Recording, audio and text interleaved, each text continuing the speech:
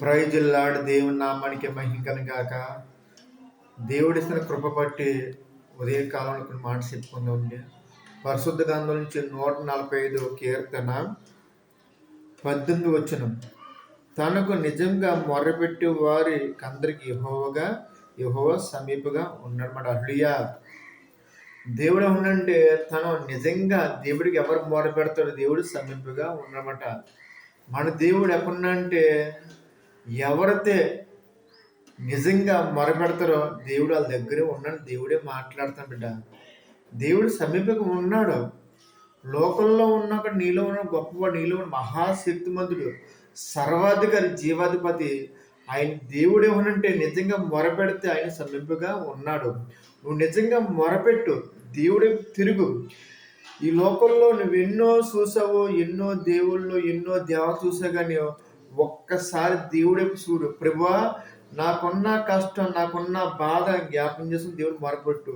నువ్వు నిజంగా నా బతుకు, నా జీవితం మార్చి నేను నమ్ముకుంటాను, నువ్వు మొరపెట్టు. ఎందుకని నేను ప్రకటిస్తున్న దేవుడు జీవం కలదని ప్రాణం ఉన్న దేవుడు. నీ కుటుంబంలో చీకటి, నీ బతుకుల్లో బంధకాలు, చాలా చీకటమైన జీవితంలో ఉన్నారు. బహుశా దేవుడు ఇంకో ప్రకటిస్తున్నాడు, నీ చీకటిని, నీ బతుకుల్ని, మీ జీవితాలని, మీ సమస్య ఆయన మార్చి వేస్తాడు. హల్లెలూయా. నీలో ఉన్న చీకటి దేవుడు వెలుగు మారుస్తాడు. నేను ప్రకటిస్తున్న దేవుడు సర్వాధికారి, జీవాధిపతి. ఇప్పుడు దాకా ఎన్నో కష్టాలు, ఎన్నో బాధలు, ఎన్నో శ్రమలు, ఎన్నో ఇబ్బందులు, ఎన్నో గొడవలు, ఎన్నో రోగంతో కోర్టు కేసులు ఎన్నో నలిపోయి, కానీ ఈయన ప్రకటన నిజమేంది వేసి మొరపెట్టు, దేవుడు నీకు సమీపంగా ఉన్నాడు. హల్లెలూయా.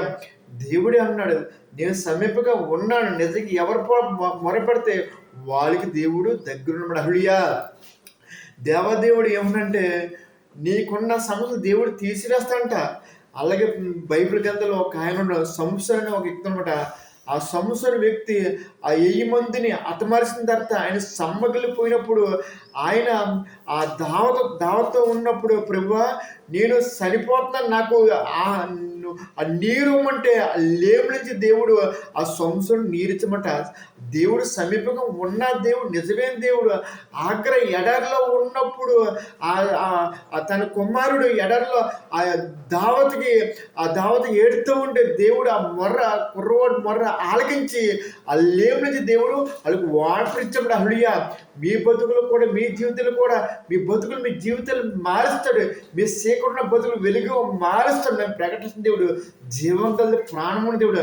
ఆయన ఇప్పుడు అడుగుతున్నాడు, నువ్వు నిజంగా మొరపెట్టు, నేను సమీపంగా ఉంటాను. హల్లెలూయా. ఆయన గొప్ప దేవుడు. నీలో ఉన్న కన్నీరు, నీలో ఉన్న బాధ, నీలో ఉన్న కష్టం, నీలో ఉన్న ఆవేదన దేవుడు తీసివేస్తాడు. హల్లెలూయా.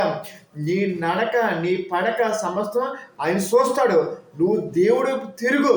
నువ్వు ఏ తప్పు చేస్తున్నా, ఏ పాప చేస్తున్నా సమస్త ఆయన చూస్తాడు.